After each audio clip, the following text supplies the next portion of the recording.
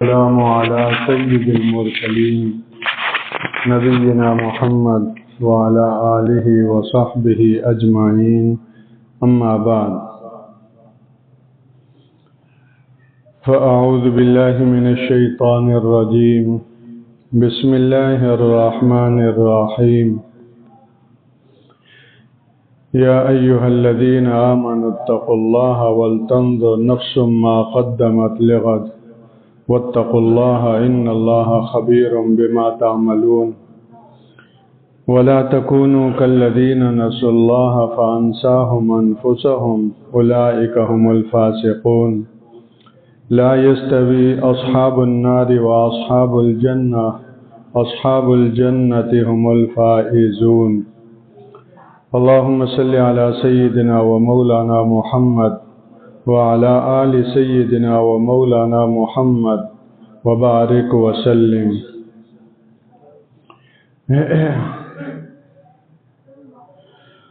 سورج اور چاند اللہ کی قدرت کی نشانیوں میں سے ہیں، اور اللہ نے سورج اور چاند کو جو بنایا ہے ان کی تخلیق کے فوائد اور اس کی حکمتوں میں سے ایک یہ حکمت بیان فرمائی لِتَعْلَمُوا عَدَدَ السِّنِينَ وَالْحِسَابَ هُوَ الَّذِي جَعَلَ الشَّمْسَ سِرَاجًا. اللہ نے سورج کو بنایا، چاند کو بنایا تاکہ تم سالوں کی گنتی اور حساب کو جان سکو. سورج کی گنتی کے حساب سے شمسی کیلنڈر کہلاتا ہے، اور چاند کی گنتی کے حساب سے قمری کیلنڈر کہا جاتا ہے. یہ شمسی اور قمری حساب کے کیلنڈر دنیا جہان کا سارا حساب کا دار و مدار اسی پر ہے. شرعی احکامات جو سالانہ ہیں ان کو قمری کیلنڈر کے ساتھ جوڑا گیا ہے، اور جو شرعی عبادات یومیہ ہیں ان کو سورج کے ساتھ شمسی حساب کے ساتھ جوڑا گیا ہے. اور یومیہ عبادت ہماری وہ نماز ہے، اس لیے نماز کا تعلق چاند سے نہیں، پانچوں نمازوں کا تعلق سورج سے ہے. فجر کی نماز صبح صادق کے بعد سے لے کر طلوع آفتاب سے پہلے تک کا اس کا وقت، اور پھر چاشت اور اشراق کا دونوں نفلی نمازوں کا تعلق بھی سورج کے ساتھ ہے. زوال تک جب بھی آپ پڑھیں تو یہ چاشت کی نماز ہے. طلوع آفتاب کے بعد ابتدا میں پڑھی جائے تو اس کو اشراق کہیں گے، اور بعد میں پڑھیں گے تو اس کو چاشت کہیں گے. بعض محدثین فقہا کے ہاں یہ ایک ہی نماز ہے، وقت کی وجہ سے اس کا نام بدل جاتا ہے. بعض کی تحقیق یہ ہے کہ یہ مستقل دو الگ نمازیں ہیں، اشراق اور چاشت. بہرحال ان کے اوقات بھی سورج کے ساتھ ہیں. جیسے ہی زوال ہوا یعنی سورج غروب آفتاب غروب کی طرف بڑھا تو اب زوال کے بعد ظہر کا وقت شروع ہو گیا. ظہر کا وقت کب تک رہے گا؟ ہر چیز کا سایہ اس کے برابر یعنی ایک مثل ہو جائے، یا ہر چیز کا سایہ اس کے دو مثل. تک ہو جائے، یہ فقہا کی تحقیق ہے۔ بعض فقہا کے نزدیک ظہر کا وقت ایک مثل تک باقی رہتا ہے، چنانچہ حرمین شریفین میں اسی پر عمل ہوتا ہے۔ فقہائے حنابلہ ان کے ہاں ایک مثل تک ظہر کا وقت رہتا ہے، اور ہر چیز کا سایہ جب اس کے ایک مثل ہو جائے تو اس کے بعد ظہر کا وقت ختم، عصر کا وقت شروع ہو گیا۔ اس لیے حرمین شریفین میں ایک مثل کے بعد عصر کی اذان ہوتی ہے۔ اور دوسری تحقیق جو امام ابو حنیفہ رحمہ اللہ کی ہے، ائمہ اربعہ میں سے، کہ ظہر کی نماز کا وقت 2 مثل تک رہتا ہے، 2 مثل تک رہتا ہے، 2 مثل کے بعد پھر عصر کا وقت شروع ہوگا۔ ہمارے ہاں اسی پر عمل کیا جاتا ہے کیونکہ فتویٰ اسی پر ہے، اس لیے 2 مثل جب ہر چیز کا سایہ ہو جاتا ہے تو اس کے بعد عصر کی اذانیں ہوتی ہیں، اور غروب آفتاب تک یہ وقت عصر کا ہے۔ اس سے یہ بھی معلوم ہوا کہ اگرچہ ہمارے ہاں فتویٰ اس پر ہے، لیکن بہت سارے ائمہ فقہا کے نزدیک ظہر کا وقت ایک مثل کے بعد ختم ہو جاتا ہے۔ اس لیے ہمیں اس کا خاص اہتمام کرنا چاہیے کہ ہماری ظہر کی نماز میں اگر دیر سویر ہو جائے تو کوشش کرنی چاہیے ایک مثل کے اندر پڑھیں۔ کوئی بہت ہی مجبوری ہو اور ایمرجنسی ہو اور کوئی ایسا موقع ہو تو الگ بات ہے، عام حالات میں متفقہ وقت میں پڑھنی چاہیے۔ اگر ایک مثل کے بعد پڑھتے ہیں تو ظاہر ہے کہ بہت سارے فقہا کے نزدیک نماز قضا ہو چکی ہے۔ ہمارے ہاں جو اہل حدیث احباب ہیں تو اہل حدیث حضرات بھی امام شافعی اور امام احمد رحمہ اللہ کی تحقیق پر عمل کرتے ہیں، ان کے ہاں بھی ایک مثل کے بعد عصر کی اذانیں ہونے لگتی ہیں۔ تو اگر ایک مثل کے بعد میں ظہر کی نماز پڑھتا ہوں تو بہت سارے فقہا کے نزدیک میری نماز قضا ہو چکی ہے۔ اس لیے عام حالات میں آدمی کو اس سے بچنا چاہیے، جو متفقہ وقت ہے اس وقت کے اندر ہی اپنی نماز پڑھیں۔ اور جیسے ہم مال کے حوالے سے، جان کے حوالے سے رزق نہیں لیتے اور ممکنہ رزق سے بھی اپنے کو بچاتے ہیں، تو اپنی عبادات اور اپنی نماز اس کے حوالے سے بھی اپنی نمازوں کی سیفٹی، حفاظت اس کو یقینی بنانا چاہیے۔ تو عصر کا بھی وقت سورج کے ساتھ ہے، پھر مغرب ہے، مغرب کا وقت وہ سب کے اعتبار سے غروب آفتاب کے بعد مغرب کا وقت شروع ہو گیا، اور مغرب کا وقت جب شروع ہو گیا تو اس کے بعد مغرب کا وقت کب تک رہے گا، تو اس کے لیے اب تو یہ پورا گھڑیوں کے اعتبار سے ایک منٹ سیکنڈ کی بات ہو چکی ہے۔ یہ میں ایک سادہ وقت بتا رہا ہوں، اور مقصود یہ ہے کہ اس سب یومیہ عبادت کا تعلق سورج کے ساتھ ہے۔ تو مغرب کا وقت جب شفق غروب ہو جائے تو اس وقت تک کیا ہوگا، یہ مغرب کا وقت رہے گا۔ جیسے ہی شفق وہ سرخی یا وہ سفیدی جو آسمان کے کناروں پر ہوتی ہے وہ جب غائب ہو جائے اور اندھیرا پھیل جائے تو عشاء کا وقت داخل ہو جائے گا۔ اور عشاء کا جو وقت ہے وہ صبح صادق سے پہلے تک رہے گا، لیکن آدھی رات کے بعد عشاء کی نماز کو مؤخر کرنا بلا وجہ مکروہ ہوگا۔ تو اس طرح 5 نمازوں کا تعلق شمسی حساب سے، اور جو سالانہ عبادات ہیں جیسے روزے ہیں، سالانہ ہیں، روزوں میں 2 حیثیت ہے، یومیہ بھی ہیں، سالانہ بھی ہیں۔ یومیہ اس حساب سے کہ پورا سال 5 دنوں کو چھوڑ کر پورا سال جو جب چاہے روزہ رکھ سکتے ہیں، نفلی رکھے، نظر کا رکھے، کفارے کا رکھے، قضا کا رکھے، تو پورے سال 5 دنوں کے علاوہ رکھ سکتے ہیں۔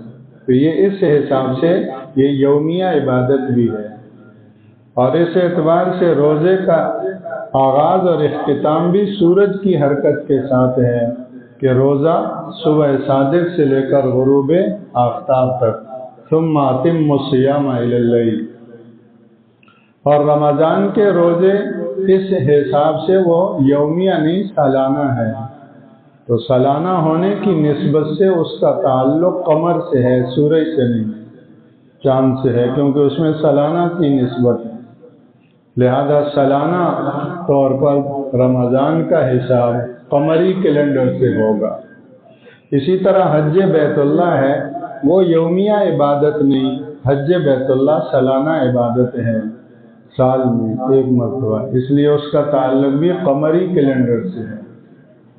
زکوٰۃ ہے، وہ بھی سالانہ عبادت ہے، زکوٰۃ کا بھی حساب شمسی کیلنڈر سے نہیں، زکوٰۃ کا حساب بھی قمری کیلنڈر سے ہے، اور آپ جانتے ہی ہیں کہ شمسی کے مقابلے میں قمری کیلنڈر سال میں کم و بیش 10 دن چھوٹا ہوتا ہے، تو جس کا مطلب یہ ہے کہ قمری سال کے اعتبار سے جس پر زکوٰۃ فرض ہو رہی ہے 10 دن پہلے فرض ہو جائے گی،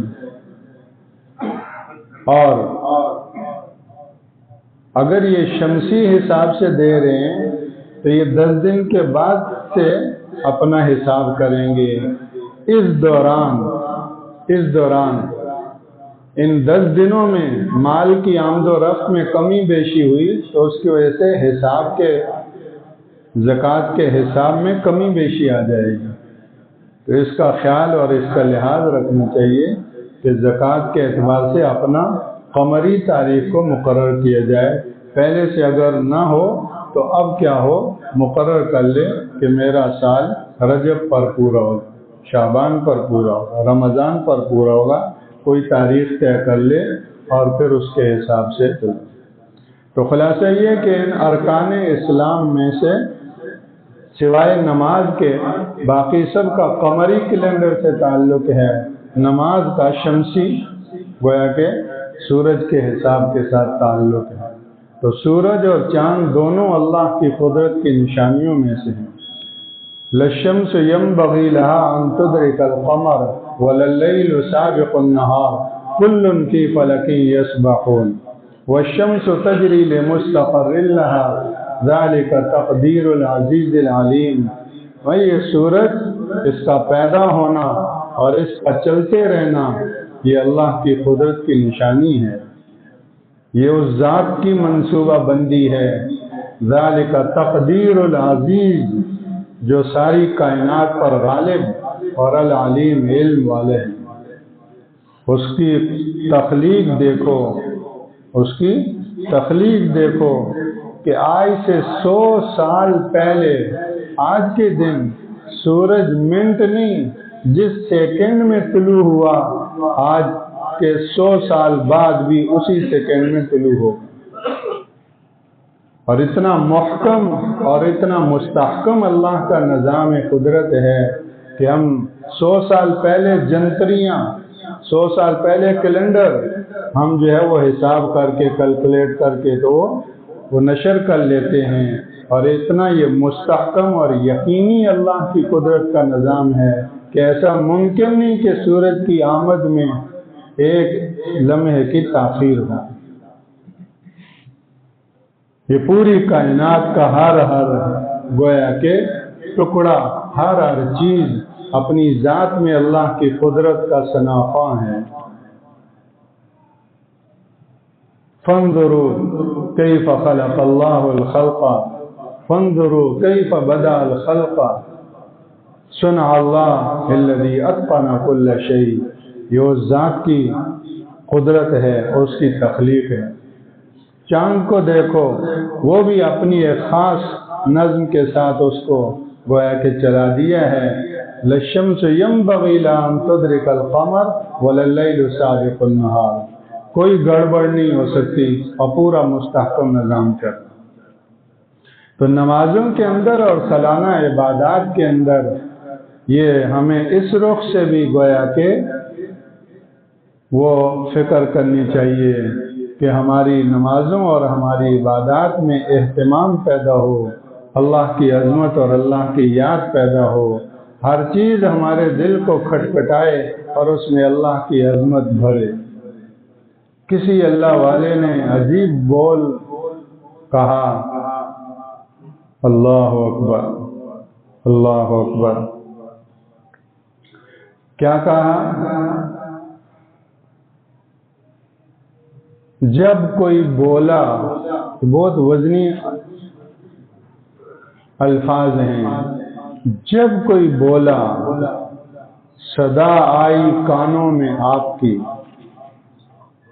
جب کوئی بولا صدا کانوں میں آئی آپ کی۔ یہ آواز کس کی تخلیق ہے؟ یہ چڑیوں کو چہچہانا کس نے سکھایا ہے؟ یہ بادلوں کی گرج چمک یہ کس نے پیدا کی ہے؟ یہ سانپ کا پھنکارنا کس نے سکھایا ہے؟ یہ شیر کی دھاڑ، یہ آواز، یہ اس کا ساؤنڈ سسٹم کس نے پیدا کی ہے؟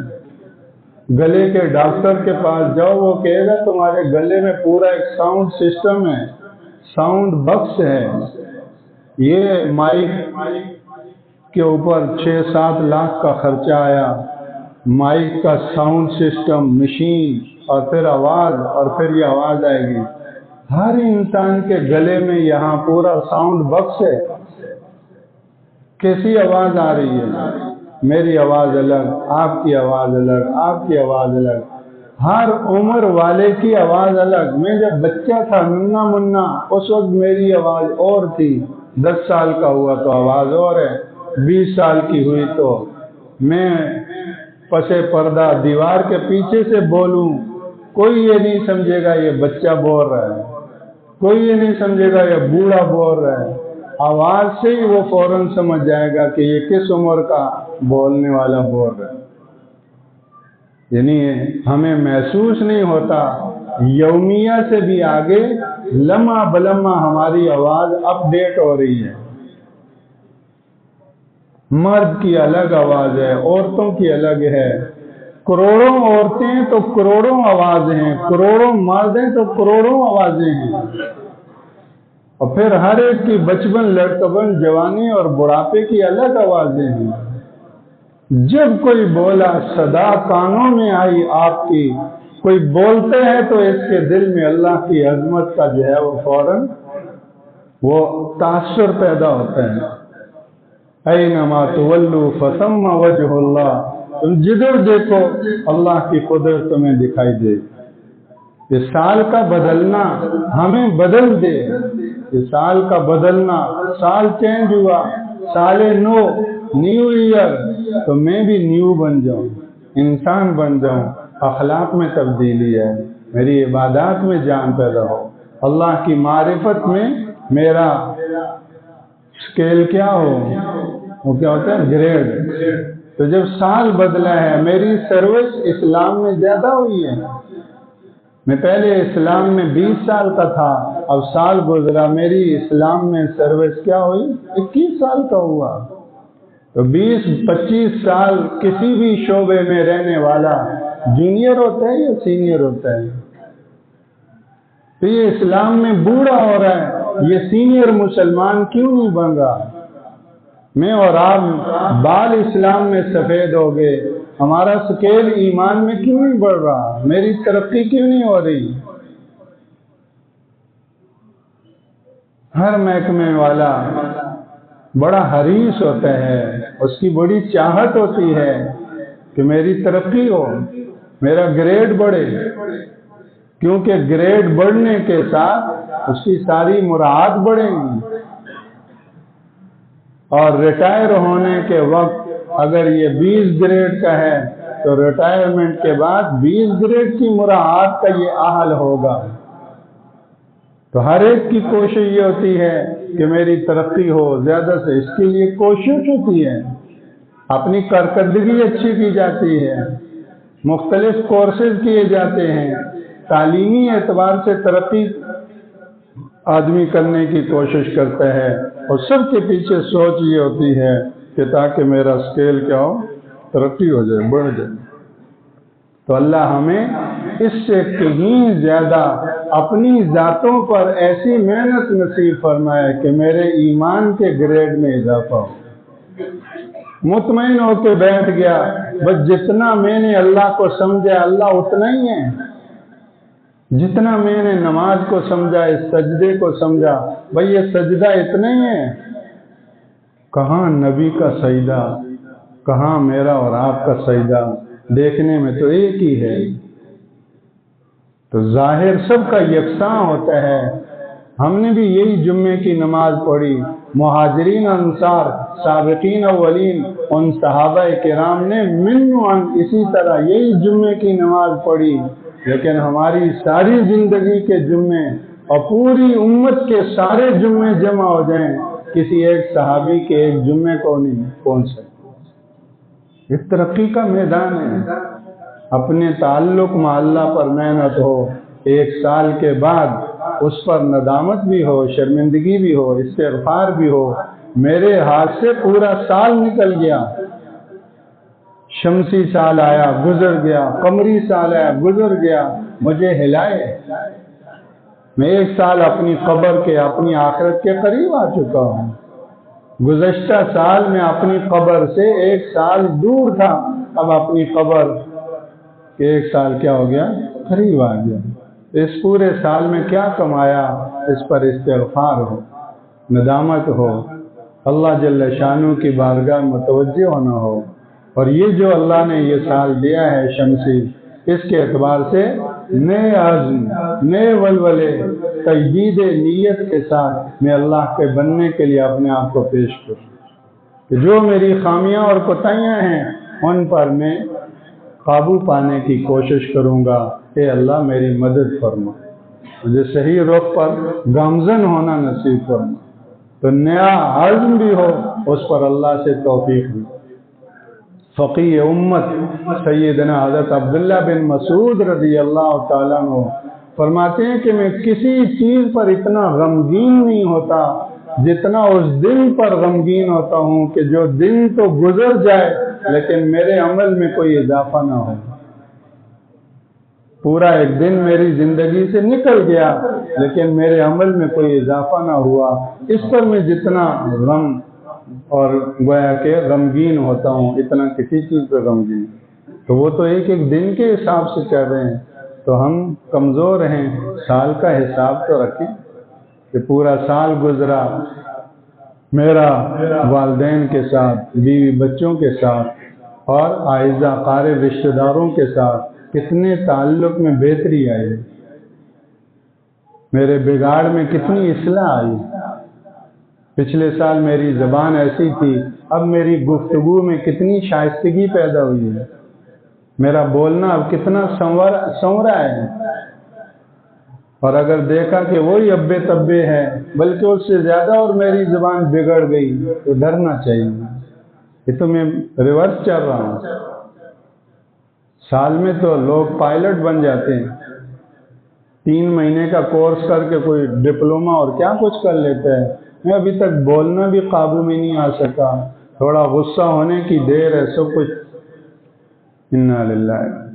تو بولنا سیکھنا، دیکھنا سیکھنا، دیکھنے میں بھی اتباع سنت، رسول اللہ کیسے دیکھا کرتے، سننا سیکھنا۔ تو اپنی ذاتوں پر ایسی محنت اللہ ہمیں نصیب فرمائے کہ ہمارے لیے گزشتہ سال کی تلافی اور معافی کا یہ سال ذریعہ بن گیا۔ ان آیتوں کے اندر اسی کا پیغام ہے، یا ایھا الذین آمنوا اتقوا اللہ، اے ایمان والو اللہ سے ڈرو، ولتنظر نفس ما قدمت لغد، ہر ایک فرد دیکھ لے کہ اس نے کل کے لیے کیا بھیجا ہے۔ واتقوا اللہ، اور اللہ سے ڈرتے رہو، ان اللہ خبیر بما تعملون، بلا شبہ اللہ کو پوری خبر ہے جو تم کرتے ہو۔ ولا تکونوا کالذین نسوا اللہ، ان لوگوں کی طرح مت ہونا جو اللہ کو بھول بیٹھے، اپنے پیدا کرنے والے کو بھول گئے اور اتنے بھولے کہنے لگے کہ ہم خود ہی پیدا ہوئے ہیں۔ انا للہ، ہم خود ہی پیدا ہو گئے، اگ گئے ہم۔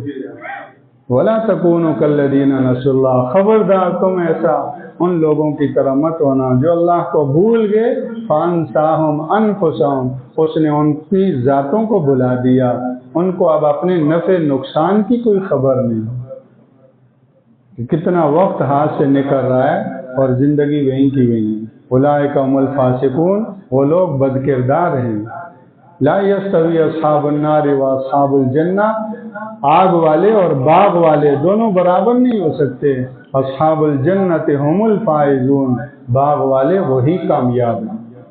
اللہ جل شانہ ہم سب کو اپنی رضا والی اور رضا سے بھرپور زندگی نصیب فرمائے۔ سبحانک اللہم و بحمدک، نشہد ان لا الہ الا انت، نستغفرک و نتوب الیک۔